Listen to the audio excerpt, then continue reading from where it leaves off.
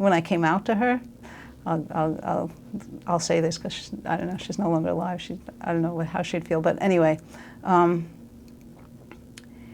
was totally floored when I came out to her because she was, you know, she said, I don't like it. I don't think it's right. I don't think it's, you know, you know, like you should, you know, women should be with men. She said, I don't like it, but I completely understand it because I had this friendship of this woman, and she proceeded to tell me about this woman that she had been friends with when she was, you know, a young adult, a young mother and stuff like that, and how